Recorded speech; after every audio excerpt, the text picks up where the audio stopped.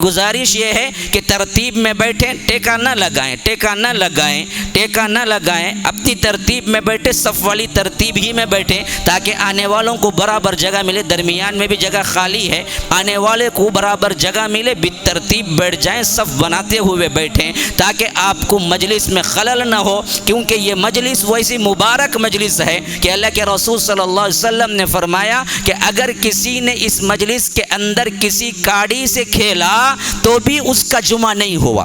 اللہ اکبر، کتنا سنجیدہ مجلس ہے، دیکھیے کتنی سنجیدگی اللہ کے رسول صلی اللہ علیہ وسلم نے اختیار کرنے کا حکم دیا کہ اس میں سلام کلام بھی نہیں ہو سکتا، کسی نے سلام کیا تو جواب بھی نہیں دینا چاہیے، حتیٰ کہ اللہ کے رسول صلی اللہ علیہ وسلم نے فرمایا کہ اگر کسی نے اپنے ہاتھ سے ادھر کی کاڑی ادھر کی، ادھر کی کاڑی ادھر کی تو بھی اس نے لغو کام کیا، اور جس نے لغو کام کیا اس کی جمعہ نہیں ہوتی۔ فمن لغا فلا جمعۃ لہ، جس نے لغو کام کیا اس کی جمعہ نہیں ہوتی۔ آپ حاضر ہوئے، سنے، نماز پڑھے، لیکن ثواب کے اعتبار سے آپ کو کچھ نہ ملا تو اس سے بڑی بدبختی کوئی اور نہیں ہوگی۔ مجلس کو پہچانیے کہ یہ بڑی مبارک مجلس ہے جس کے اندر اللہ کے رسول صلی اللہ علیہ وسلم پھلانگنے سے منع کیا کرتے تھے، جلدی آنے کے لیے بزور کہا کرتے تھے، اور صحابہ رسول اللہ کا یہ اہتمام اس حد تک ہوتا تھا کہ وہ صبح سویرے فجر کے بعد سے تیاری کرنے لگتے تھے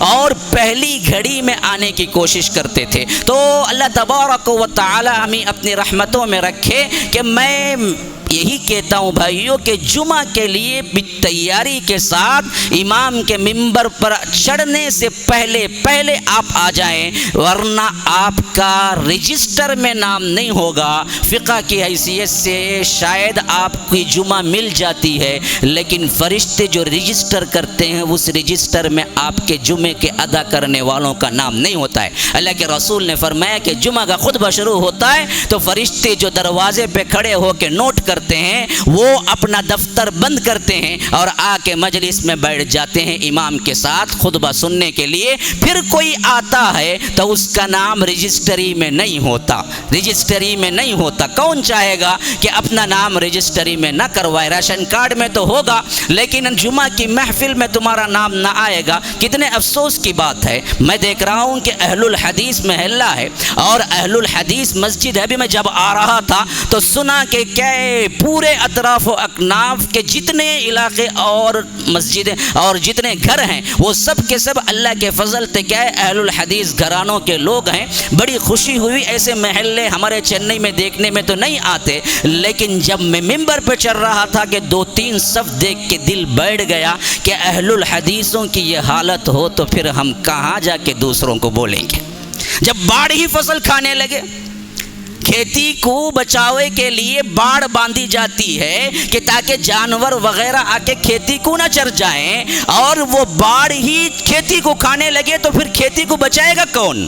یہی حالت ہم اہل الحدیثوں کی ہو چکی ہے۔ اہل الحدیث ہی کتاب و سنت پہ عمل پیرا نہ ہو، وہ خود جمعہ کی اہمیت نہ ہو، ممبر سے چڑھنے سے پہلے پوری مسجد بھر جانی چاہیے، لیکن وہاں پر 2 صف ہوں تو پھر کس کا ماتم کریں؟ ہم کن کن کے پاس جا کے بولیں؟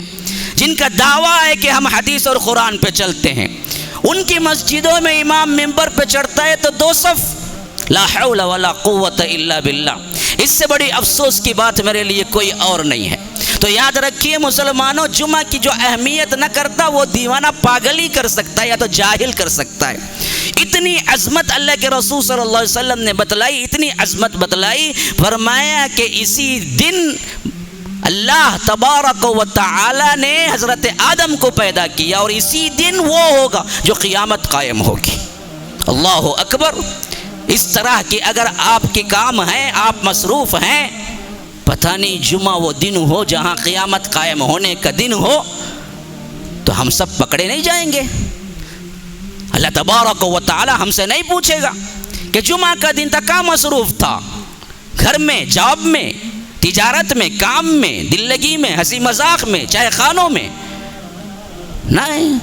اذا نودی للصلاة من یوم الجمعہ، اذان دے دی جائے تو دوڑو، بھاگو، نکلو، فسعوا الى ذکر اللہ وذروا البیع، جاؤ اللہ کے گھر کی طرف، مسجد کی طرف، اور حرام ہو جاتی ہے تم پر تجارت. وَذَرُوا الْبَيْعَ.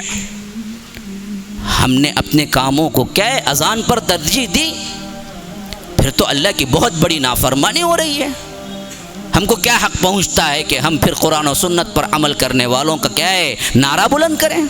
تو اللہ کے لیے کیا ہے اپنے آپ کو تبدیلی لائیں. مجھے ایک جمعہ ملا، پتہ نہیں پھر کبھی آؤں گا یا نہیں، لیکن میں نے سوچا کہ آج میں نہ کہوں گا تو کل اللہ کے دربار میں میں بھی دراصل گنہگاروں میں کھڑوں گا.